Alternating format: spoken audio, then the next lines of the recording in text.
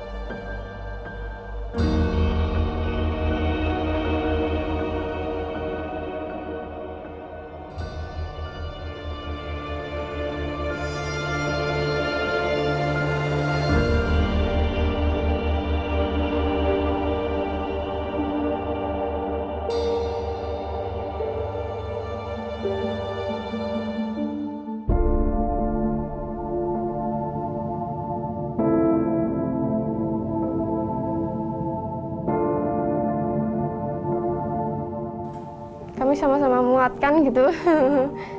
Kesehariannya untuk makan alhamdulillah tercukupi, tapi untuk pendidikannya yang masih belum terpikirkan. Ya cuman mikir gimana caranya cari duit ya buat biaya macam-macam kan, buat kebutuhan atau pendidikan gitu.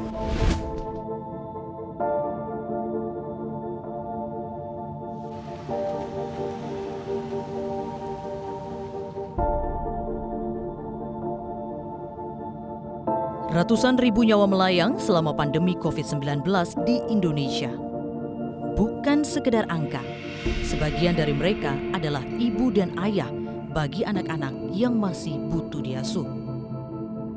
Kehilangan orang tua secara tiba-tiba tidak hanya menyisakan duka dan trauma mendalam bagi sang anak, tetapi juga menuai persoalan bagi nasib masa depan mereka.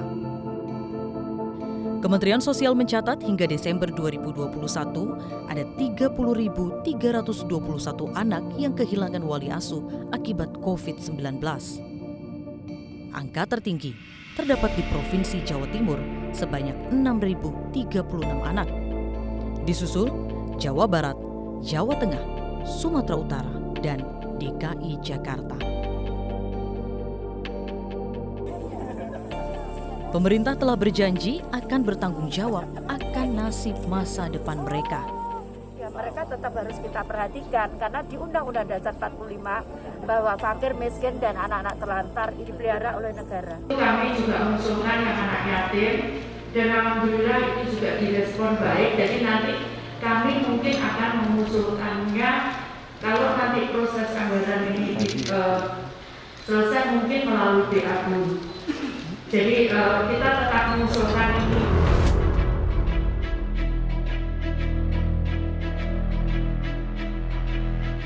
Tetapi hingga saat ini masih jauh panggang dari api. Pemerintah melalui Kementerian Sosial dan Kementerian Pemberdayaan Perempuan dan Perlindungan Anak masih berkutat dalam urusan pendataan. Keinginan politik pemerintah itu pun tak tergambar dalam alokasi anggaran yang dibahas di parlemen. Lantas, bagaimana nasib anak-anak yatim piatu akibat COVID-19 ini ke depannya? Inilah The Jurnalis. Hilang wali karena pandemi.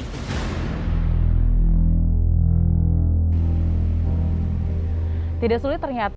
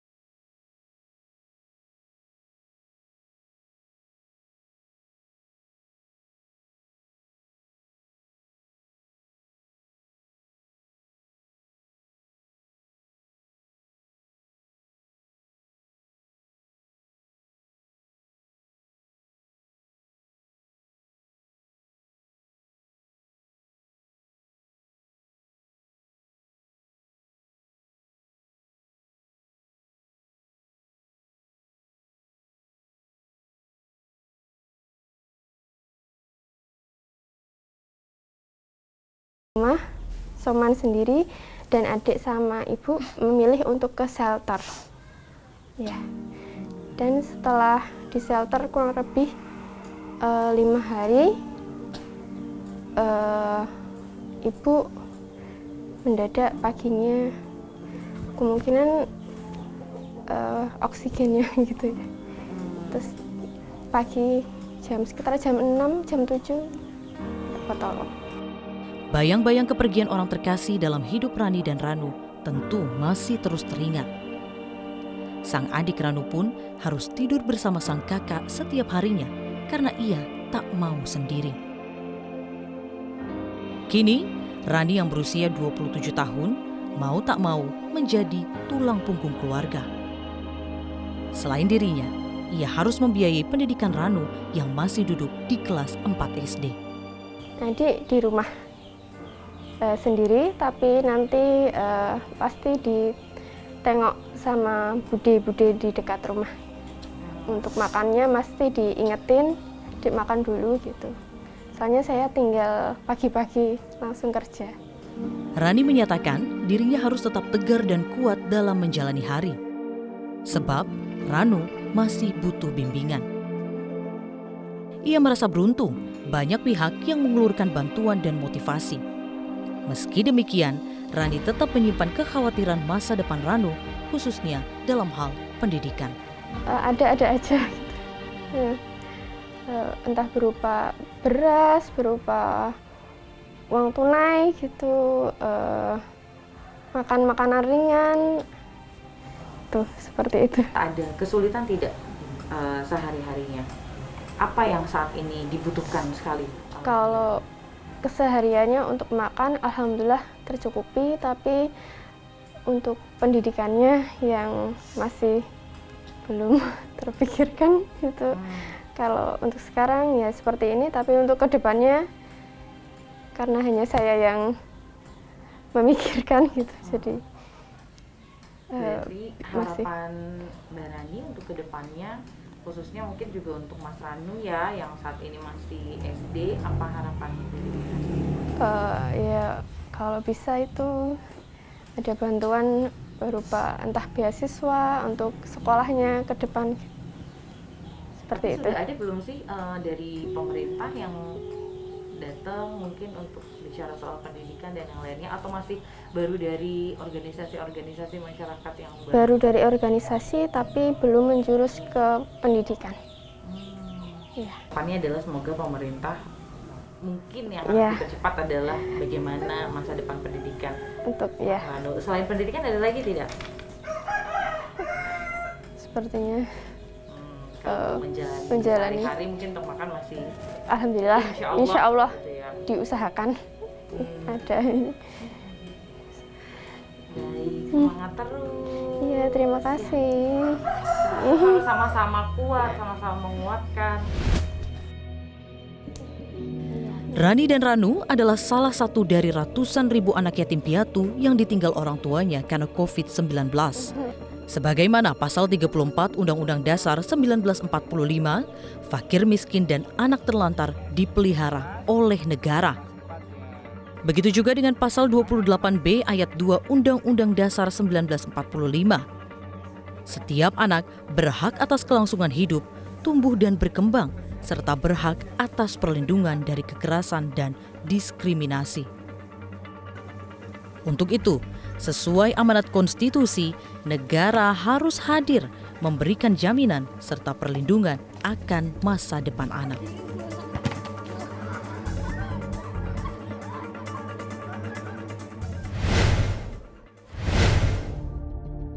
Ini belum valid secara keseluruhan. Jadi kalau pendataan tadi juga agak tersendat-sendat, di bantuan ini juga masih perlu ditingkatkan.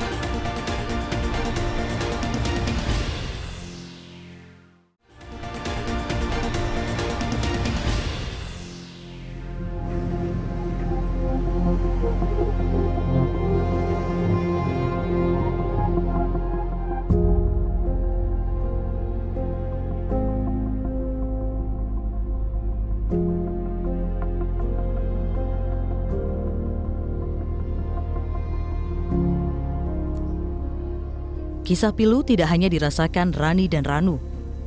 Kehilangan kedua orang tua akibat COVID-19 juga dirasakan oleh 3 bersaudara di Bantul, daerah istimewa Yogyakarta. Mereka adalah Faiz 19 tahun, Nabila 15 tahun, dan Fairuz 10 tahun. Sang ayah Nur Haidin meninggal dunia 13 Juli 2021 setelah sempat menjalani isolasi mandiri dan dilarikan ke rumah sakit. Sementara sang ibu Faiza Heni menyusul sang suami sepekan kemudian. Ibu mulai ngedrop saturasinya mulai di bawah 90 gitu. Nah, kita jadi langsung ambil tindakan biar nggak telat kayak bapak, langsung dilarikan ke rumah sakit. Nah, akhirnya nemu di Sarjito. Di Sarjito waktu itu kita masih dapatnya di luar, masih pakai tenda selama kurang lebih 5 harian. Itu sampai akhirnya Mama dapat kamar bangsal itu sekitar 2 harian. Situ paginya itu tanggal 16 dapat kamar ICU, sorenya udah nggak ada. Ketiga kakak beradik itu sangat terpukul atas kepergian ibu dan ayah untuk selama-lamanya. Beberapa bulan awal usai orang tua pergi, mereka lebih sering menyendiri daripada berbaur dengan teman sebayanya. Nabila masih suka murung. Aku kan tidur di kamar orang tua, suka keinget aja di situ, kayak dulu kan tidur bareng berlima di situ waktu kecil. Terus kadang kan ada foto gitu kan, selalu keinget gitu. Kan ada foto di HP, kayak aku dulu pernah mainnya ke sini sama mama bapak gitu. Kayak kalau jalan bareng tuh suka dirangkul gitu. Suka kayak jalan-jalan itu selalu bapak, terus kayak mau minta sesuatu itu ke bapak, enggak ke mama.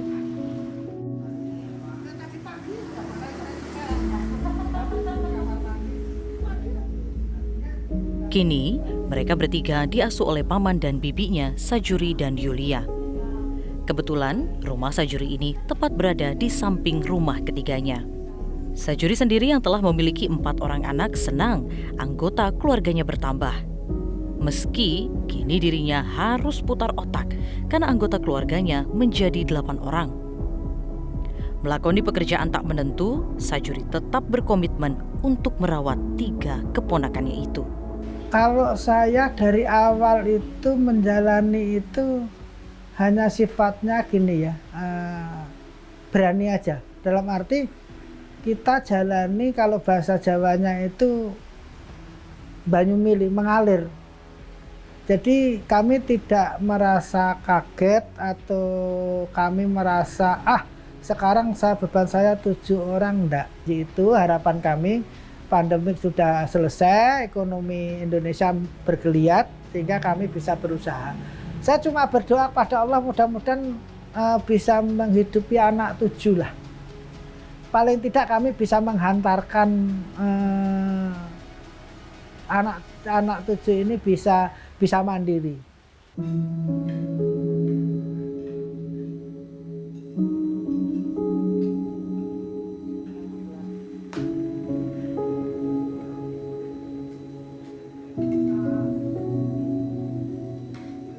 Sejauh ini, mereka baru mendapat bantuan dari pemerintah Provinsi Yogyakarta melalui dana keistimewaan sebesar Rp1.500.000. Tentu, bantuan itu tidak cukup. Sebab, Sajuri ingin agar 3 keponakannya mengenyam pendidikan sampai bangku universitas. Yang kami harapkan itu juga masalah pendidikan anak 3 ini. Jadi terutama untuk istilahnya keberlanjutannya, bukan berarti kami gampang juga enggak. Keberlanjutannya ini juga harus ada semacam perlindungan hak hidup ya. karena anak yatim dan duafa itu jadi istilahnya jadi dilindungi oleh negara. Itu harapannya kami cuma itu. Mencoba kami untuk mencari KIP, mencari KIS itu ke situ memang harapannya. Belum.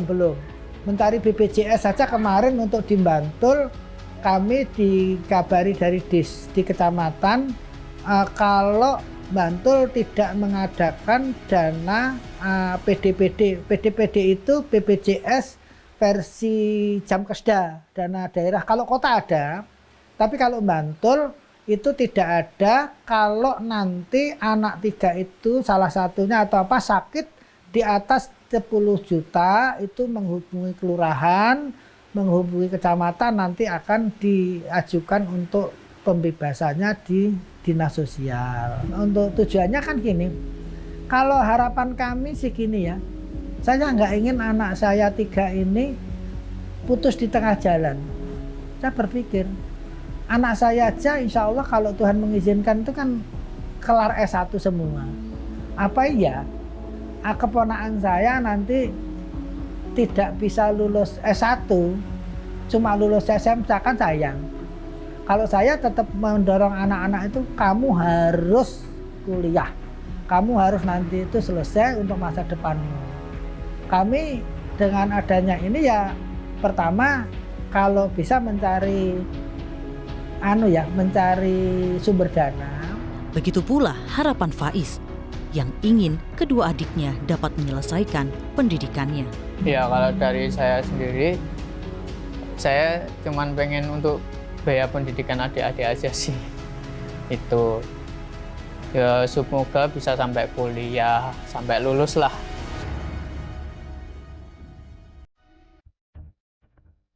Pemerintah sudah berkomitmen untuk bertanggung jawab atas anak-anak korban pandemi ini. Melalui Menteri Sosial Tri Risma hari ini, pemerintah berjanji menjamin kehidupan mereka hingga usia 18 tahun.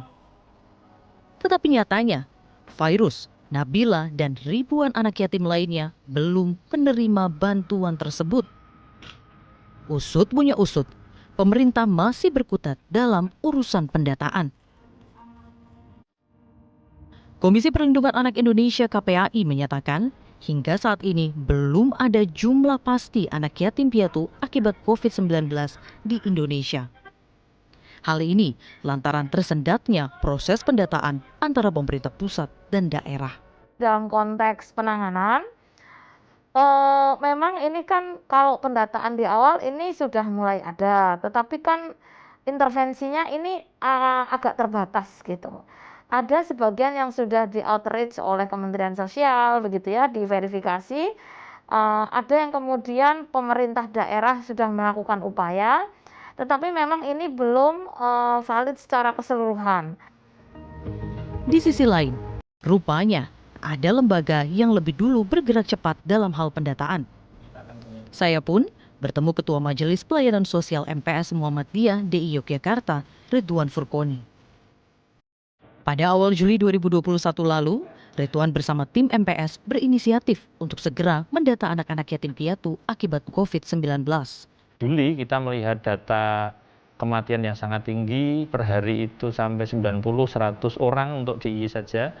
Itu kita terpikir ini mesti banyak anak yatim ini gitu. Ini mesti banyak anak yatim yang baru gitu. Apalagi angka-angka usia meninggalnya itu kan 40-an, 35 gitu. Lalu di sekretariat ini kita diskusikan gimana kita mendata gitu. Mau kita aja nggak boleh kemana-mana gitu. Sudah Google Form saja gitu. Google Form. Kita buat Google Form, kita coba matangkan, lalu kita kirim ke struktur Muhammadiyah di pimpinan daerah masing-masing, di organisasi otonom, di pimpinan majelis yang ngurusi sekolah. Terus saya telepon, Pak minta ini di-share ke semua kepala sekolah gitu. Akhirnya ya cepat sekali. Kemudian data itu masuk lewat Google Form itu, dalam hitungan hari sudah puluhan sampai ratusan gitu. Akhirnya dia datang lagi. Pendataan yang dilakukan tim MPS Muhammadiyah juga disertakan dengan verifikasi langsung di lapangan oleh relawan untuk memastikan bahwa data tersebut benar serta berhak mendapat bantuan. Melakukan pendataan di salah satu rumah. Adik-adik kita yang kehilangan salah satu atau kedua orang tuanya karena pandemi. Jadi kalau boleh ya pemerintah juga lebih luas untuk memberikan program yang spesifik.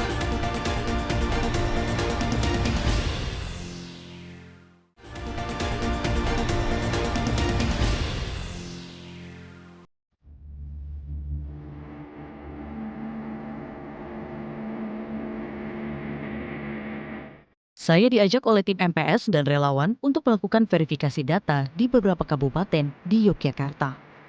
Nah, sekarang sudah bersama dengan Kang Mugi, relawan dari MPS. Ini akan melakukan pendataan di wilayah Sleman berarti ini maksudnya ya, Kang Mugi?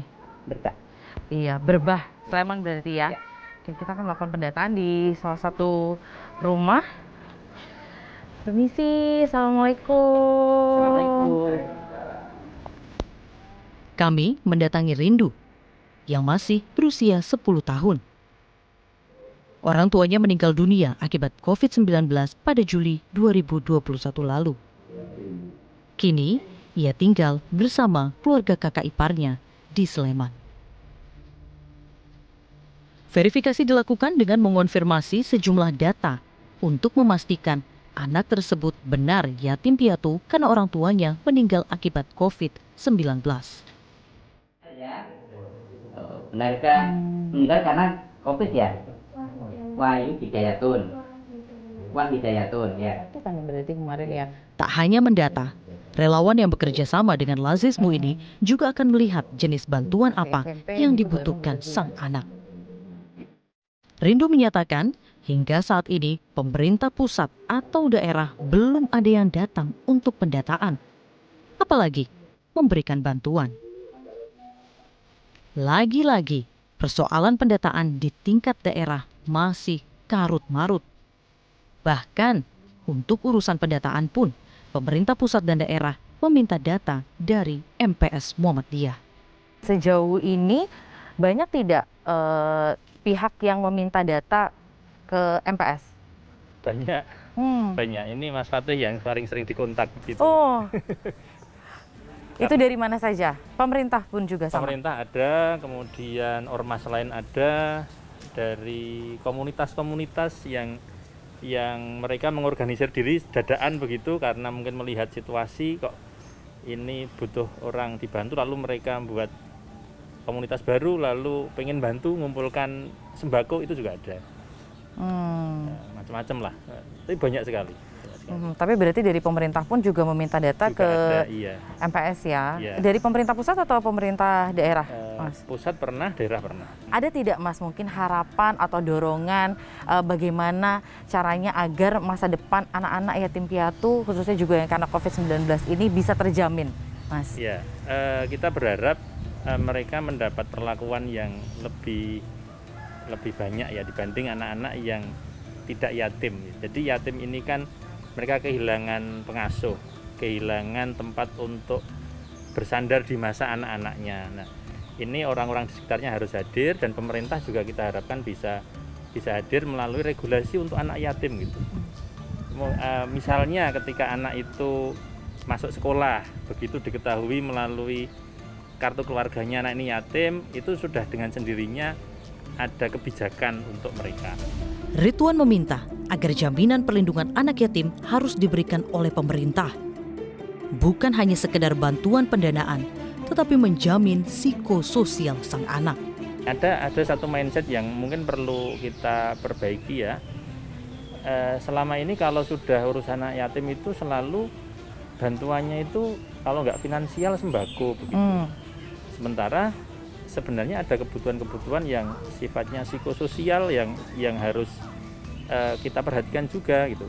Jangan-jangan anak ini secara ekonomi cukup, tetapi batinnya itu dia depresi bisa jadi ya, karena kehilangan orang yang disayangi, kehilangan orang yang menjadi tempat bersandar, lalu dia mau ke siapa. Nah, itu tidak banyak yang concern pada persoalan yang itu. Kebanyakan orang bantu ya sembako gitu. Iya. Kalau nggak sembako nanti lebih dari itu biaya sekolah gitu. Jadi psikososialnya juga harus, harus diperhatikan ya. Terkait pendataan serta bantuan yang belum merata terhadap anak-anak yatim ini, saya pun bertanya langsung kepada Kepala Dinas Sosial DI Yogyakarta, Endang Patmintarsih. Endang mengakui jika mungkin saja ada anak yang belum terverifikasi datanya dan menerima bantuan. Karena bantuan awal diberikan hanya untuk yang terdata di September 2021. Data itu kan dinamis ya, dinamis sekali.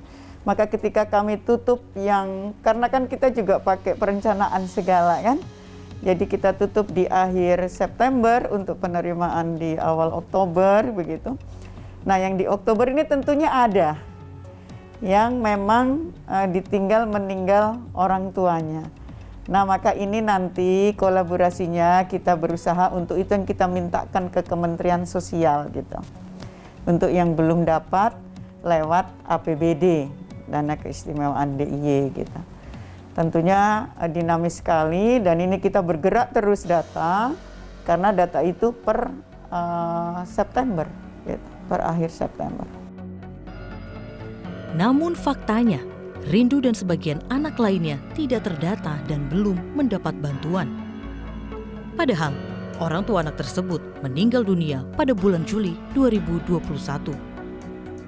Akan hal ini, Endang berdalih jika perlu cross-check lebih lanjut karena banyak laporan yang tidak benar. Nah ini perlu dicek. Saya makanya mohon ada kontrol dari masyarakat gitu. Benar nggak dia meninggal karena COVID? Karena data yang masuk ke awal waktu itu ke saya itu ada 5.000 lebih. Ternyata itu sudah meninggal dari berapa tahun yang lalu, gitu kan? Nah, kami juga kan tidak berkeinginan ketika memberi bantuan nanti cuma menjadi masalah, gitu kan? Karena kami juga itu untuk santunan anak yang ditinggal meninggal karena COVID dan atau karena di era COVID. Itu kan 2020-21. Dan itu kita kan di bulan April ya, kalau DIY, di DIY-nya, Maret ke April gitu, baru ada COVID gitu. Endang menyebut, laporan data yang tidak sesuai tersebut menjadi kendala bagi Dinsos DIY. Untuk itu, pihaknya masih terus melakukan verifikasi di lapangan. Berangkat dari keresahan akan masa depan anak yatim piatu COVID-19, solidaritas membantu mereka terus bergulir. Tak hanya MPS Muhammadiyah, Kawal Masa Depan juga salah satunya. Kawal Masa Depan, sebuah gerakan inisiatif masyarakat sipil yang fokus menggalang donasi untuk santunan dan biaya pendidikan anak yatim piatu COVID-19 di tanah air. Dari 1.000 data yang telah masuk ke Kawal Masa Depan, 788 diantaranya telah menerima bantuan per Desember 2021. Namun, inisiator Kawal Masa Depan Ainun Najib menyebut biaya santunan hidup dan biaya pendidikan bisa dirasa tidak cukup. Perlu ada program konkret jangka panjang untuk mengawasi tumbuh kembang anak yatim piatu terkhusus dari pemerintah. Sekarang rakyat, sebagian dari rakyat sedang sakit, sedang perlu perlu perhatian lebih. Utamanya dalam konteks ini adalah adik-adik kita yang kehilangan salah satu atau kedua orang tuanya karena pandemi. Jadi kalau boleh ya pemerintah juga lebih luas untuk memberikan program yang spesifik gitu. Karena ini khusus, ini beda sekali, itu nggak sama seperti dalam tanda kutip anak yatim biasa gitu. Harapan saya sih kalau bisa lebih luas untuk mengeksekusi mandat dan amanat kekuasaan yang sudah diberikan dan juga kemampuan fiskal, kemampuan keuangan yang sudah dikumpulkan dari rakyat melalui pajak itu. Jadi mudah-mudahan bisa disalurkan lebih baik lagi dan lebih optimal untuk adik-adik ini. Anak yatim piatu karena COVID-19 masuk dalam kategori rentan. Bukan hanya gangguan kesehatan jangka panjang atau gangguan tumbuh kembang anak, namun juga kerentanan ekonomi dan kemiskinan. Hambatan pendidikan, kekerasan fisik, pernikahan anak, hingga perdagangan manusia adalah resiko yang membayangi masa depan anak. Anak-anak ini bukanlah sekedar angka statistik, tetapi adalah individu yang punya kehidupan untuk segera dipenuhi hak-haknya. Anggaran kami siapkan. Kemarin tahun ini terakhir kami malah merealokasi hampir kurang lebih 55 miliar. Ya, kita di sini harus tentu berharap ya ada koordinasi antara pemerintah pusat dengan daerah itu, tentu kita berharapnya sangat baik. Itu di bawah Kementerian Kesehatan. Itu soal pendataan Mbak ya, karena kan ini juga kita berharap tidak ada ego sektoral ya, karena kan ini sekali lagi anak yang harus diselamatkan. Cuman memang masalahnya usulan dari daerah itu belum ada need-nya. Anak-anak banyak yang belum dimasukkan itu. Nah, saya sudah membuat surat edaran ke kepala daerah untuk memasukkan itu. Jadi mereka harus didata.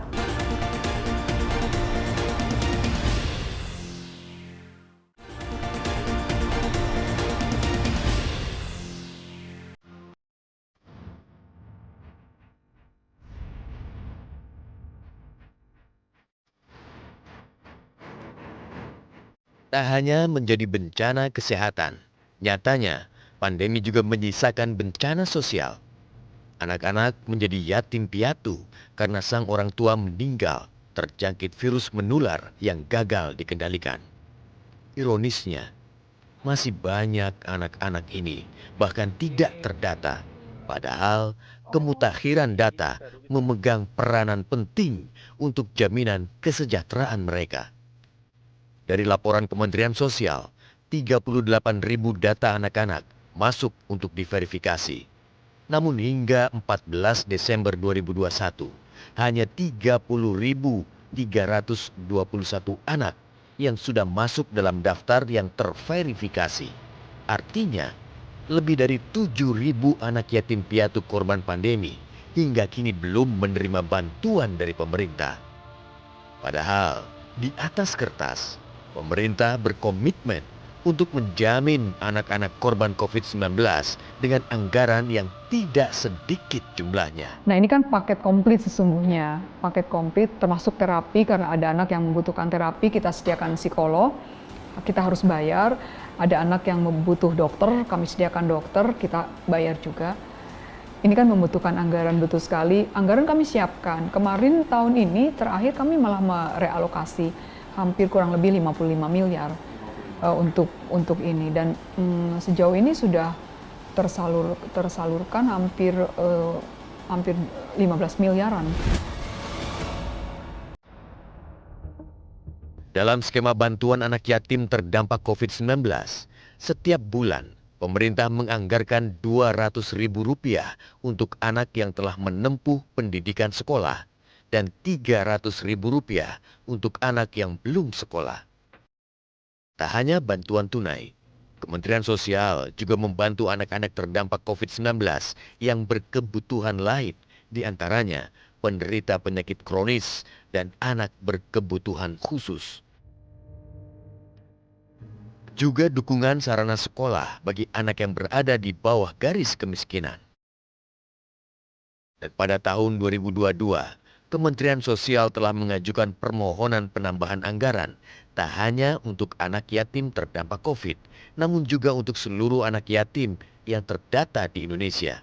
Tak tanggung-tanggung, jumlah yang diusulkan mencapai angka Rp11,64 triliun.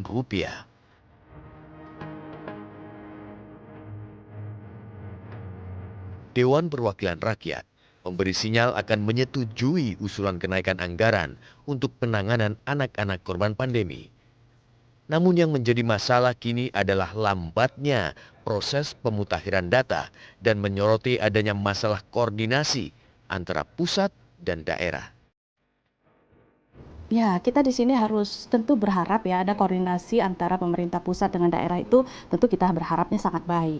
Namun demikian tentu kita juga dengan harapan cepat ya, cepatnya pendataan ini tentu juga harus didukung oleh fasilitas yang lain. Seperti misalnya SDM-nya sendiri cukup atau tidak. Ya, kemudian kemampuan, skill daripada SDM-nya sendiri bagaimana. Ini juga harus segera diperhatikan. Kemudian begitu juga dengan sarana prasarana mereka, termasuk juga biaya operasional. Karena misalnya saja nih, lain daerah, lain ya medan mereka gitu. Ini di sini perlu sekali kita perhatikan operasionalnya. Misalnya saja nih, kalau kepulauan, wah itu lebih susah lagi. Mereka itu bisa menunggu kapal itu bisa seminggu sekali, kemudian menuju ke sana juga biayanya berapa. Nah ini juga harus dipikirkan gitu. Jadi memang desakan dari pusat sudah bagus, artinya karena pengen cepat ya, kita pengen cepat. Namun demikian kita juga harus memperhatikan yang lain sehingga sinkron gitu loh, antara apa yang diharapkan pusat dengan apa kondisi yang ada di daerah. Benarkah permasalahan data di Kementerian Sosial hanya berakar dari urusan operasional? Komisi Perlindungan Anak Indonesia menyebut, justru ego sektoral lah yang menjadi penghalang pemutahiran. Artinya, masing-masing lembaga tidak bekerja sama dengan semestinya untuk mengurus data anak-anak yang menjadi korban pandemi 2 tahun belakangan ini. Terakhir kita memutuskan untuk satu center data yang leading sektornya adalah Menko PMK, karena kan sebenarnya ini menyangkut pendataan itu ada di kementerian-kementerian tadi, karena kan harus divalidasi dengan NIK ya. Hari ini kan single identity sudah memudahkan itu, dan itu memang dari Kementerian Kesehatan memberikan data tersebut, karena kan yang meninggal karena COVID kan yang jelas real itu ada di rumah sakit kan gitu, berarti itu di bawah Kementerian Kesehatan. Itu soal pendataan Mbak ya, karena kan ini juga kita berharap tidak ada ego sektoral ya, karena kan ini sekali lagi anak yang harus diselamatkan. Lalu bagaimana sebenarnya prosedur pelaporan untuk pendataan korban yang telah dilakukan oleh Kementerian Sosial? Apa yang menjadi kendala hingga Kemensos mengalami kesulitan dalam mengumpulkan data? Ya, sebetulnya masyarakat sudah cukup baik ya mekanismenya, artinya dari grassroots, dari RT, RW itu juga banyak yang setelah kami menyampaikan surat, itu mereka juga proaktif untuk bisa melaporkan. Jadi dari RT melaporkan kepada RW, kemudian dari RW berjenjang. Sebetulnya seharusnya berdasarkan protokol pengasuhan yang sudah disusun dengan Satgas Covid, Kementerian Sosial dan Kementerian Pemberdayaan Perempuan dan Perlindungan Anak, itu mekanismenya sebetulnya ketika ada orang tua yang meninggal itu dari rumah sakit atau puskesmas langsung melaporkan atau berkoordinasi dengan dinas sosial karena menyangkut posisi pengasuhan anak. Tetapi saya kira kita tahu persis kendalanya memang terutama saat Delta ya, itu setiap hari sibuk sekali sehingga sulit sekali prosedur itu.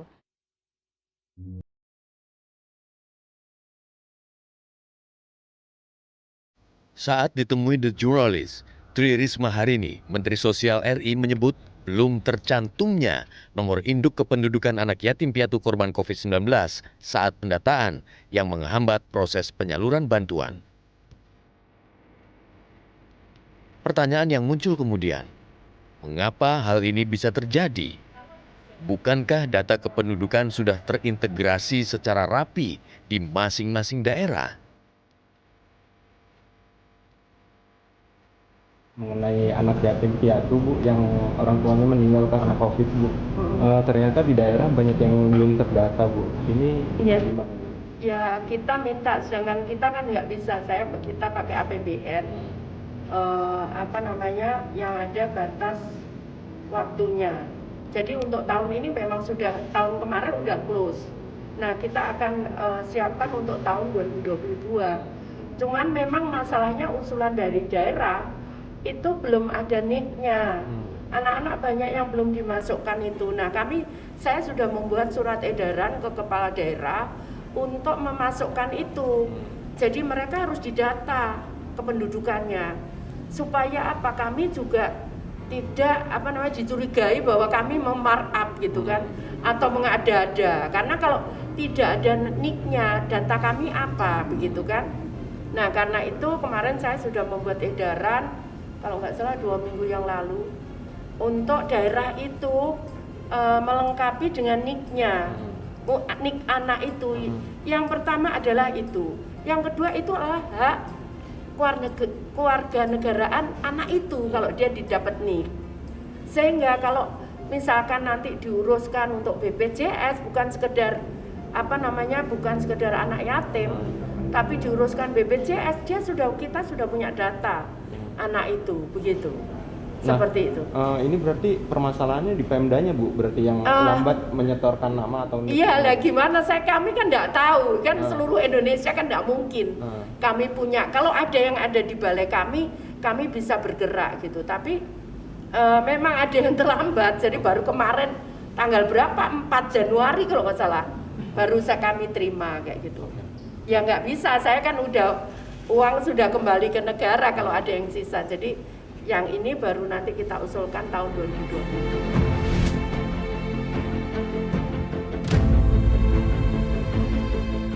2020. Ribuan anak menjadi korban saat harus begitu saja terenggut masa depannya.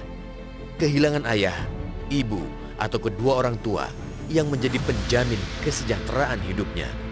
Walau menjadi warga negara Indonesia yang seharusnya terjamin dalam Undang-Undang Dasar 1945, namun nyatanya sebagian dari mereka masih harus merasa terabaikan hanya karena permasalahan data. Mereka adalah bagian dari penerus bangsa yang menentukan masa depan Indonesia. Sudah saatnya negara memberikan perhatian lebih, tak lagi sekedar kebijakan yang tak terkontrol pada akarnya. The Journalist akan kembali.